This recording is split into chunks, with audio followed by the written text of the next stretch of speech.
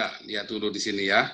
Jadi kita pertama ada Kejadian 1 ayat 1 gambarnya. Allah memisahkan yang jasmani dengan yang rohani. Ya, Kejadian 1 ayat 1, saudara ingat-ingat, Allah memisahkan yang jasmani dengan yang rohani. Kejadian 1 ayat 2, maka ada perang di sorga. Ya, iblis, Helel, Ben Sakar dibuang ke bumi, dan bumi menjadi kacau. Jadi alam jasmania itu jadi kacau. Haaretz alam jasmania itu jadi kacau. Dan dikuasai, lihat Kejadian 1 ayat 3 sampai 5, ya. Bumi ini kemudian ada dikuasai paradiso, Eden, dan kemudian ada yang dikuasai oleh Haaretz. Ya, makanya di dalam Kejadian 1 ayat 3, wa yomer Elohim yehior wa yehior. Berfirmanlah Tuhan, berfirmanlah Elohim, jadilah terang, maka terang itu jadi. Jadi bumi yang kacau balau itu, Haaretz yang kacau balau itu, Tuhan pertama kali berfirman apa? Yehior, jadilah terang. Maka terang itu jadi. Dan kemudian Tuhan memisahkan terang dengan gelap. Ya, terang yang menerangi bumi dengan gelap. Gitu ya. Terang itulah milik paradiso, yang gelap itulah milik kerajaan kegelapan. Makanya mereka selalu disebut kerajaan kegelapan, penguasa kegelapan. Kemudian bagian yang keempat, ada new heavens and earth. Ya, di dalam Wahyu 21 ayat 1, dan kemudian ada Gehenna, neraka, lautan api, dalam Markus 9 tadi, ayat 46-47, sama Wahyu 20 ayat 10-14. Saudara harus bedakan itu dengan pasti. Ini ceritanya. Di dalam Alkitab kita dikatakan sebelum Yesus disalib, semua orang berdosa dan para nabi termasuk dari Adam, Nuh, Abraham, Yakub, Yunus, Daud, mereka semua pergi ke Sheol atau ke Hades. Contohnya dalam Kejadian 37 ayat 35, Yakub berkata, aku akan turun ke dunia orang mati, ke Sheol, dia bilang. Terus Yunus 2 ayat 2 sampai 6, Yunus berkata, dari tengah dunia orang mati. Jadi mereka sudah ada di Sheol. Daud bolak-balik bilang, dari jeratan orang mati, dunia orang mati, Sheol. Ya, kata Sheol ini semua orang itu pergi ke Sheol. Makanya mereka itu takut mati, semua orang-orang ini takut mati. Mengapa? Karena mereka perginya ke Sheol, ke dunia orang mati. Berbeda setelah Yesus disalib, semua orang yang percaya Yesus akan pergi ke paradiso. Dan semua orang yang tidak percaya Yesus, dia akan pergi ke Hades. Di dalam Lukas 16. Ya. Nah, kemudian setelah akan ada kerajaan 1000 tahun. Nah, ada lagi nih kerajaan 1000 tahun, nambah lagi apa? Banyak orang menyalahartikan kerajaan 1000 tahun ini berarti sorga. Tapi bukan, kerajaan sorga itu salah ya, istilah sorga itu berarti paradiso, berarti berhenti di situ. Ya, sorga itu ada di paradiso. Definisi sorga tadi kan kita sudah masuk balik, paradiso, tempat para Elohim, tempat celestial. Itulah paradiso, itulah Eden. Ya, paradiso, taman, kata paradiso itu dikata taman ya, paradiso. Nah, jadi di kerajaan 1000 tahun ini berbeda ya, orang-orang yang sudah mati, yang percaya kepada Tuhan ya, akan dibangkitkan, dan kemudian mereka akan memerintah dalam kerajaan 1000 tahun. Saudara kalau lihat kerajaan 1000 tahun ini ada dalam Yesaya 11, Yesaya 65, dan dalam Wahyu 20 ayat 1-6. Nah, setelah kerajaan 1000 tahun, langit dan bumi itu digulung, ya, dan diciptakanlah langit dan bumi yang baru. Dan orang-orang yang tidak percaya pada Tuhan dilempar, iblis dan orang-orang yang tidak percaya Tuhan dilempar ke neraka. Itu ceritanya begitu. Sebentar, ini jam berapa? Apakah masih ada waktu?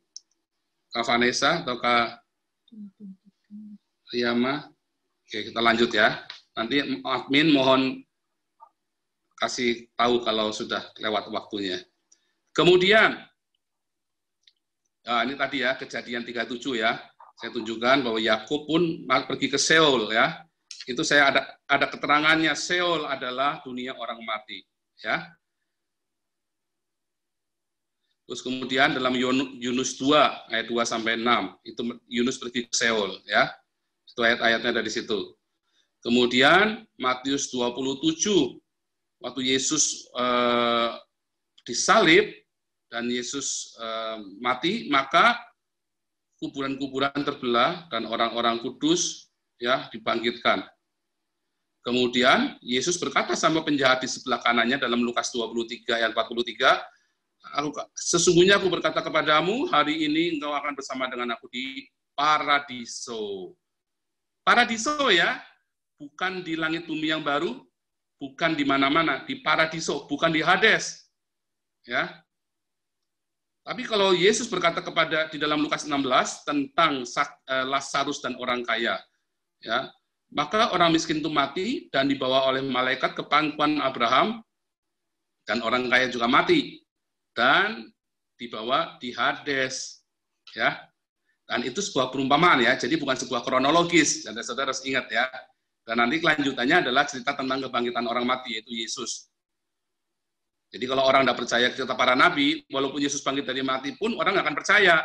Artinya begitu ya. Jadi itu bukan sebuah kronologis, berarti sebelum Yesus ada orang yang di paradiso, enggak. Karena itu baru ada cerita orang-orang dibawa ke paradiso itu baru ada di zaman Yesus, setelah Yesus disalib. Nah lalu, nanti kita lewatin aja ini, bertanya jawab ya.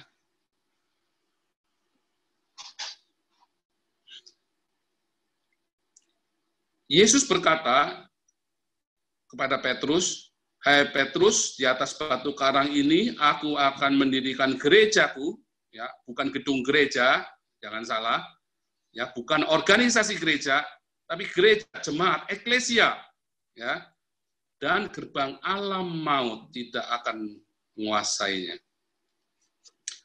Terus ayat 19 tadi, 14 ayat 19 dikatakan, aku akan beri kamu kunci kerajaan Allah. Ya. Jadi gerbang alam maut tidak menguasainya dan kasih kunci kerajaan Allah. Gereja itu kita, Anda dan saya. Terus Yesus berkata dalam Wahyu 1 ayat ke-18, ayat 17-18, Wahyu 1 ayat 17 dan 18, tolong bahasa Indonesianya. Wahyu 1 ayat 17 dan 18. Ketika aku melihat dia, tersungkurlah aku di depan kakinya, sama seperti orang yang mati. Tetapi ia meletakkan tangan kanannya di atasku, lalu berkata, jangan takut, aku adalah yang awal dan yang akhir, dan yang hidup. Aku telah mati, namun lihatlah aku hidup sampai selama-lamanya, dan aku memegang segala kunci maut dan kerajaan maut. Kunci maut dan kerajaan maut. Jadi waktu Yesus itu disalib, dia turun ke dunia orang mati, ya. Tadi seperti yang kita buka tadi di Petrus itu, 1 Petrus 4, 1 Petrus 3 dan 1 Petrus 4, oh Yesus turun ke dunia orang mati ya, ke Hades. Dan Yesus ngapain di sana? Yesus itu ambil kunci jurang maut. Ya, di dalam Roma nanti juga dijelaskan tadi ya, Roma. Yesus itu turun ke jurang maut, sampai ke jurang maut tadi, ke Ebis tadi ya, yang ada gambarnya tadi, di tengah ada jurang maut, di tengah-tengahnya Seol. Itu diambil kuncinya sama Yesus. Nah, kemudian kita masuk ke rapture, tapi kita nggak akan membahas rapture, ini nanti di lain waktu ya. Lihat, saudara, nanti akan terkejut ya. Sesungguhnya aku mengatakan kepadamu suatu rahasia, kita tidak akan mati semuanya, tetapi kita semuanya akan diubah dalam sekejap mata pada waktu bunyi nafiri yang terakhir. Sebab nafiri akan berbunyi dan orang-orang mati akan dibangkitkan dalam keadaan tidak dapat binasa. Dan kita semua yang masih hidup itu akan diubah. Lihat, nafiri dibunyikan, ya, nafiri terakhir, orang-orang mati akan dibangkitkan dan kita akan diubah. Berarti rapture itu bareng dengan kebangkitan orang mati, ya. Ini coming soon, nanti ya, bukan sekarang. Maksudnya kita akan ceritanya nanti. Nah, sekarang ini kita masih menuju ke kerajaan 1000 tahun, ya, mana singa sama domba makan rumput, beruang sama singa makan rumput, terus anak kecil angon beruang sama singa, yaitu dalam Yesaya itu dikatakan demikian. Kalau saudara lihat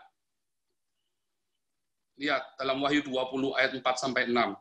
Lalu aku melihat tata-tata dan orang-orang yang duduk di atasnya. Kepada mereka diserahkan kuasa untuk menghakimi. Aku juga melihat jiwa-jiwa mereka yang telah dipenggal kepalanya karena kesaksian tentang Yesus, karena firman Allah, yang tidak menyembah binatang dan patungnya, dan yang tidak menerima tandanya pada dahi dan tangan mereka. Lihat, yang kuning, dan mereka hidup kembali dan memerintah sebagai raja bersama-sama dengan Kristus untuk masa 1000 tahun. Lihat, mereka dibangkitkan setelah mereka tidak menyembah binatang dan patungnya, mereka baru dibangkitkan untuk masuk ke kerajaan 1000 tahun. Ya, ayat 5. Tetapi orang-orang mati lain tidak bangkit. Yang lain nggak bangkit sebelum 1000 tahun. Inilah kebangkitan yang pertama. Artinya apa yang dibangkitkan? Yang tadi yang Paulus bilang, ya, sangkakala telah dibunyikan, kita yang percaya pada Yesus yang mati dan yang hidup, yang mati dibangkitkan, yang hidup akan diubah. Di waktu apa? Kita memasuki kerajaan 1000 tahun. Kenapa? Karena mereka akan memerintah sebagai raja bersama dengan Yesus. Inilah kebangkitan pertama, berbahagialah dan kuduslah ia yang mendapat bagian dalam kebangkitan pertama. Kematian yang kedua tidak berkuasa lagi atas mereka. Mereka menjadi imam-imam Allah dan Kristus, dan mereka akan memerintah sebagai raja bersama-sama dengan Dia 1000 tahun lamanya. Lihat, kita nanti rapture persis masuk 1000 tahun. Ya, kemudian yang mati dibangkitkan, kita dirubahkan dan masuk ke dalam kerajaan 1000 tahun. Ya, nanti detailnya lain kali. Lihat, kebangkitan pertama, tidak ada kebangkitan kedua. Tapi dibilang kebangkitan pertama, iya, tapi nggak ada kebangkitan kedua. Cuman dibilang kebangkitan pertama. Alkitab nggak pernah bilang kebangkitan kedua lagi. Ya, hanya ada satu kloter. Jadi bareng-bareng, oh itu kan kloter pertama, itu nanti zaman sebelum antikris, oh enggak, itu cuma satu kloter. Alkitab cuma sebut satu kloter, dibangkitkan bareng-bareng semuanya. Tidak ada kloter-kloter lain. Yang mati dibangkitkan, kita yang masih hidup dirubah dalam tubuh kemuliaan. Kemudian, yang dibangkitkan pada kebangkitan pertama tidak akan mengalami kematian kedua. Jadi nanti kalau kita sudah dibangkitkan, nggak akan mati lagi. Ya, kita yang dirubah dalam tubuh kemuliaan, ya nggak mati juga. Yang tidak dibangkitkan pada kebangkitan pertama akan mengalami kematian kedua. Justru ada kematian kedua, yaitu lautan api yang menyala, ini yang tadi disebut Gehenna, ya, yang di dalam Wahyu tadi disebut Gehenna dan disebut oleh Yesus dalam Markus tadi adalah Gehenna. Sekarang saudara lihat. Kita masuk kerajaan 1000 tahun dulu, ya. Di kerajaan 1000 tahun, saudara buka dalam Yesaya 11 ayat 6 dan 9 dan Yesaya 65 ayat 25. Kita baca Yesaya 65 ayat 25 saja. 65 ayat 25.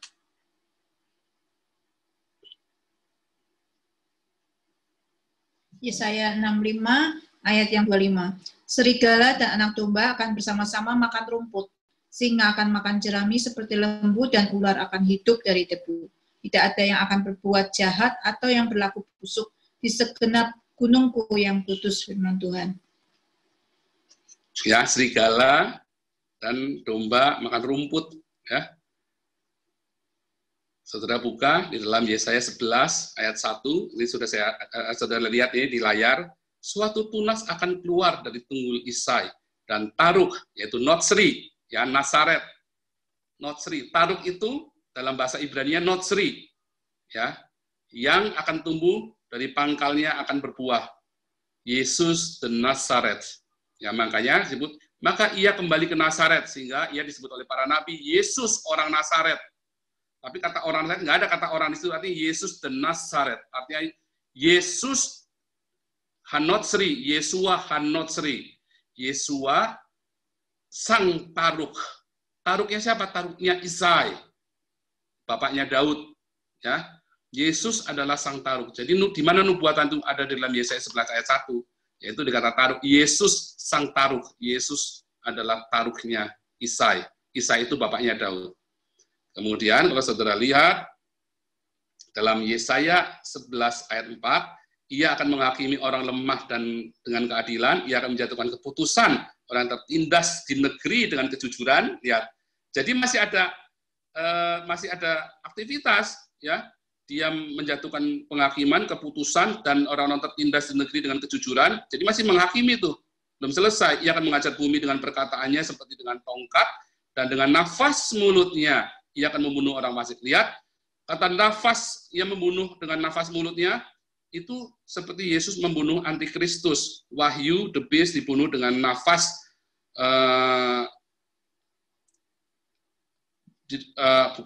bukan di Wahyu, sorry ya, di dalam 2 Tesalonika 2 ayat 8, ini saya kesulitan. Dalam 2 Tesalonika 2 ayat 8, bahwa si pendurhaka ini akan dibunuh oleh Yesus Kristus dengan nafasnya. Ya. Nah, kemudian saudara lihat, balik lagi ya, Yesaya 11 ayat 4, tetapi ia akan menghakimi orang yang lemah dengan keadilan, dan ia akan menjatuhkan keputusan terhadap orang-orang tertindas di negeri dengan kejujuran. Ya, ini adalah sebuah aktivitas, artinya terjadi berulang kali. Berarti bukan hari penghakiman. Yesaya 11 ayat 4 ini lagi cerita kerajaan 1000 tahun. Makanya Yesaya ini sedang cerita kerajaan 1000 tahun, bukan lagi cerita langit dan bumi yang baru. Ya, kemudian selanjutnya lihat, serigala tinggal bersama domba, macan tutul berbaring sebelah kambing, lembu beruang makan sama rumput, ya, makan rumput dan anaknya akan sama-sama berbaring. Anak yang menyusu akan bermain dengan liang ular tedung, dan anak yang cerai susu akan mengulurkan tangannya ke sarang ular beludak. Ya, tidak ada yang berbuat jahat atau yang berlaku busuk di seluruh gunungku yang kudus, sebab seluruh bumi penuh dengan pengenalan akan Tuhan, seperti air laut yang menutupi dasarnya. Masih ada laut, masih ada binatang, ya. Kalau saudara lihat nanti Yesaya 65 ayat 17 akan dimulai dengan, lihat aku menciptakan langit yang baru dan bumi yang baru, yang dahulu tidak akan diingat lagi dan tidak akan timbul lagi dalam hati. Kemudian ganti topik, itu bukan melanjutin topiknya yang ayat 18, tetapi bergiranglah, ya, sesungguhnya aku menciptakan Yerusalem. Sejak kapan Yerusalem diciptakan? Enggak ada. Artinya bukan menciptakan Yerusalem fisiknya, tetapi menciptakan kedamaian, kondisinya. Karena nanti kalau saudara lihat, Yerusalem itu tidak diciptakan tapi turun dari sorga. Ya, Yerusalem itu turun dari sorga, enggak diciptakan. Sudah ada sekarang di sorga. Yerusalem itu sudah ada di paradiso, sudah ada di Uranon. Nanti saudara, kita akan ke sana. Jadi Yesaya 65 ayat 17, Yesaya lagi cerita, aku menciptakan langit dan bumi yang baru. Tapi kemudian dia cerita lagi, berubah ke Yerusalem. Nah, ini sekarang ada Yerusalem. Yerusalem dibuat sekondisi ini. Lihat, apa bedanya langit bumi yang baru dengan Yerusalem, dengan kerajaan 1000 tahun yang diceritakan dalam 65 ayat 18. Yesaya 65 ayat 20, lihat, di situ tidak akan lagi bayi yang hidup hanya beberapa hari, atau orang tua yang tidak mencapai umur suntuk, sebab yang mati pada umur 100 tahun masih dianggap muda, dan siapa yang tidak mencapai umur 100 tahun akan dianggap kena kutuk. Artinya apa? Artinya masih ada kematian. Masih ada kematian. Ya. Sedangkan di dalam langit dan bumi yang baru, nanti nggak ada kematian. Nah, sedangkan di situ masih ada kematian. Nah, kenapa? Karena itu kerajaan 1000 tahun, masih ada kematian dalam kerajaan 1000 tahun. Umurnya 100 tahun, yang belum umur 100 tahun sudah mati, oh berarti dia itu orang yang nggak baik.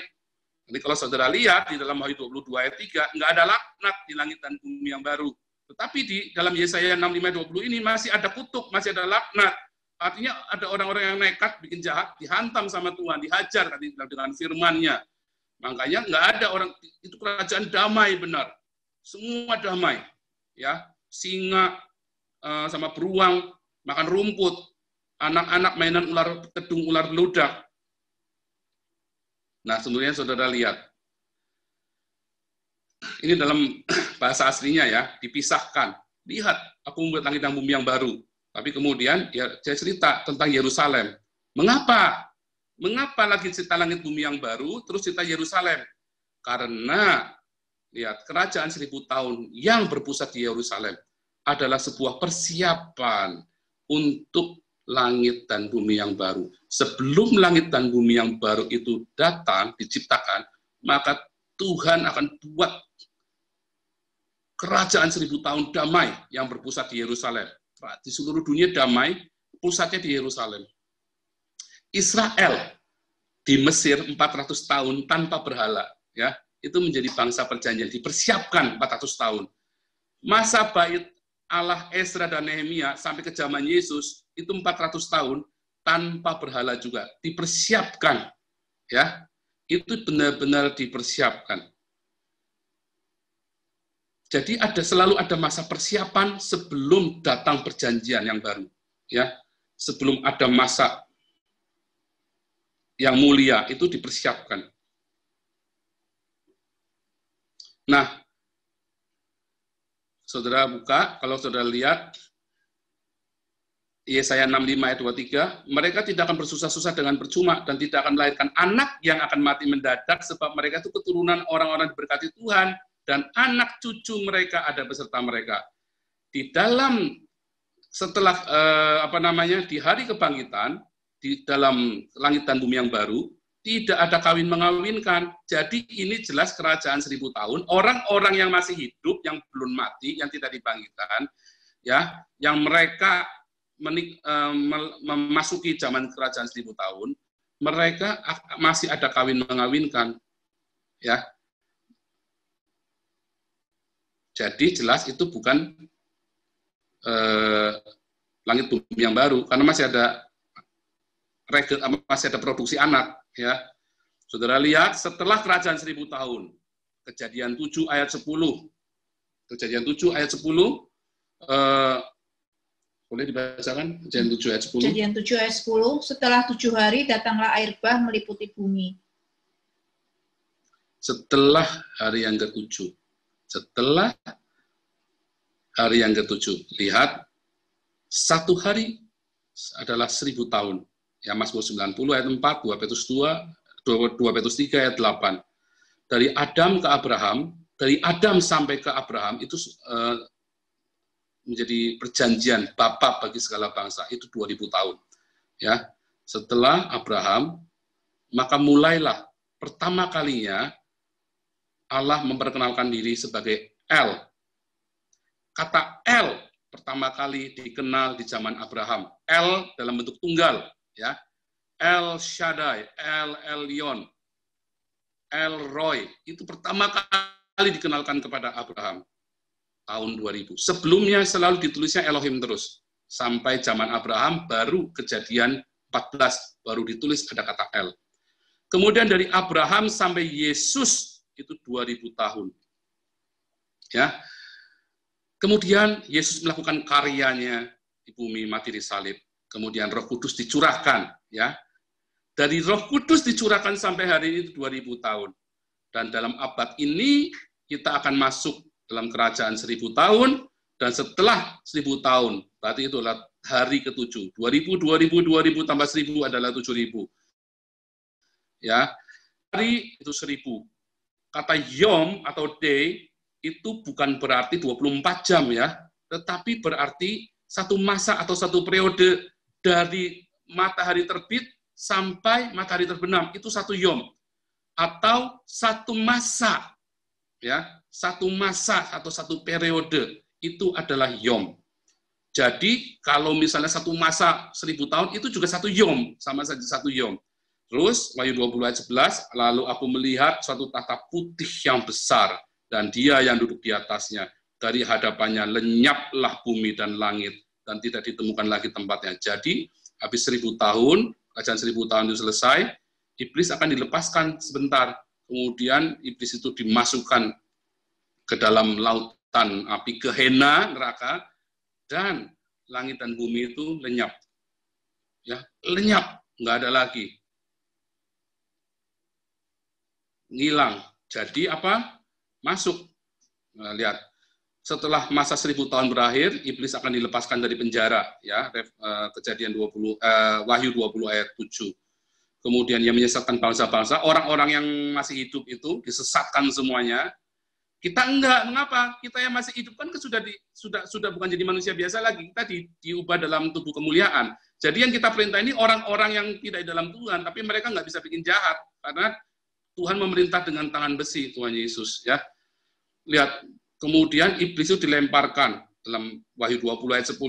Maka dan iblis yang menyesatkan mereka dilemparkan ke dalam lautan api dan belerang, yaitu 4 binatang dan nabi palsu itu. Binatang itu antikris, nabi palsu itu, ya. Nanti kita bahas lagi tentang antikris kalau saudara mau. Dan mereka disiksa siang malam sampai selama-lamanya. Jadi habis 1000 tahun itu baru iblis dimasukkan ke neraka. Makanya kalau saudara mendengar kesaksian orang dibawa ke neraka, iblis sedang menyiksa orang di neraka, nerakanya hari ini belum ada. Dan iblisnya juga belum di neraka, nggak ada iblis di neraka. Ya, iblisnya ada di Seol, kedua di Abyss, jurang maut. Nerakanya nggak ada, belum ada. Dan di Seol ngapain? Kalau saudara baca Lukas 16, orang kaya itu nggak lagi digergaji sama iblis, nggak lagi digorok-gorok sama iblis. Dia cuma lagi kepanasan saja, haus. Jadi nggak ada iblis yang pegang dia, nggak ngapa-ngapain. Ya pokoknya ditawan aja di situ semua, nunggu. Mereka semua waiting list, nunggu, nggak ngapa-ngapain, cuma nunggu. Mereka ada di dalam kegelapan, tapi dalam kegelapan itu juga panas, ya. Nah, lihat saudara, kalau lihat apa nanti kalau saudara amati dalam Wahyu 20, ya, nanti saudara bisa amati di dalam Wahyu 20 ayat 11 sampai ke 15. Saya akan kasih kesimpulan apa yang terjadi di hari penghakiman. Ya, waktu langit dan bumi itu digulung, maka dihakimi semua orang. Dalam Wahyu 20 ayat 12 sampai 15. Satu, ada 2 buah buku penghakiman dan buku kehidupan. Ya. Orang mati besar dan kecil, itu besar dan kecil itu bukan ukuran size, ya. Juga bukan, tapi ada kata the great, artinya great and small itu adalah status kemuliaan orang besar, pangeran, raja-raja, maupun rakyat jelata, itu gitu, ya. Itu ada orang mati besar dan kecil. Lihat, itu kan orang mati yang belum dibangkitkan, kan, yang tidak mengalami kebangkitan. Dia tidak dibilang mengalami kebangkitannya kedua, tapi dia pokoknya orang-orang mati ini dihakimi, berdiri dihakimi, yang ada di Hades. Orang ini ada di Hades, ya, dihakimi sesuai perbuatannya. Mengapa? Karena namanya tidak ada di dalam buku kehidupan. Lalu mereka dibuang ke neraka. Itu tertulis jelas di dalam Wahyu 20 ayat 12 dan 15, ya. Nah, mereka dibuang ke neraka. Kasihan, ya. Kasihan sekali. Kalau saudara lihat, banyak orang menafsirkan 1 Korintus 3, oh, kita nanti di neraka sebentar saja disucikan, nanti terus kita masuk surga. Ya, di 1 Korintus 3 ayat 15. Boleh tolong bacakan 1 Korintus 3 ayat 15. 1 Korintus 3 ayat yang ke-15. Jika pekerjaannya terbakar, ia akan menderita kerugian, tetapi ia sendiri akan diselamatkan, tetapi seperti dari dalam api. Satu lagi, 1 Korintus 5 ayat 4. 1 Korintus 5 ayat yang keempat. Bila mana kita berkumpul dalam roh, kamu bersama-sama dengan aku, dengan kuasa Yesus Tuhan kita. Ya, kalau saudara amatin, ya, di situ,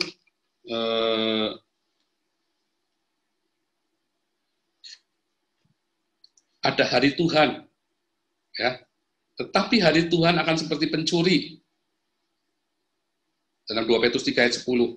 Pada hari itu langit akan lenyap dengan gemuruh yang dahsyat, dan unsur-unsur dunia akan hangus dalam nyala api, dan bumi dan segala yang ada di atasnya akan hilang lenyap. Jadi hari Tuhan itu adalah hari ketika langit, bumi lenyap. Ya, semua unsur dunia hangus dalam nyala api. Lihat, ya, itu nyala api, itulah yang menjadi neraka, dan bumi yang ada segala isinya hilang lenyap.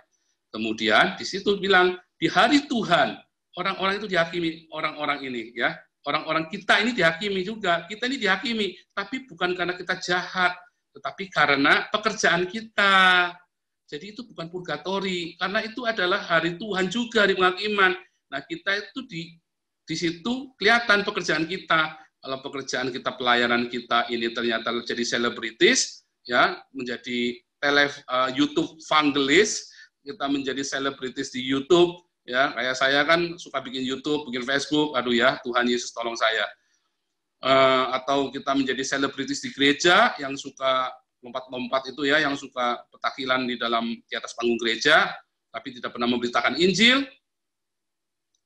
Dan saudara-saudara yang berbisnis gereja, saudara-saudara yang berilusi tentang Tuhan, dan semuanya itu akan dibuktikan di situ. Kita sudah percaya pada Tuhan Yesus, tapi semua pekerjaan kita itu akan disucikan. Dan orang-orang yang sudah percaya Yesus, namun karakternya masih tidak baik, dan di situ semua dihancurkan, kan dalam 1 Korintus 5 ayat 4, serahkan pada iblis, dia akan menderita di bumi. Mungkin jiwanya masih akan bisa diselamatkan. Kata spirit itu, ya, itu lagi cerita jiwanya ya, jiwanya. Nanti kita akan lebih lanjut lagi, bahas lagi.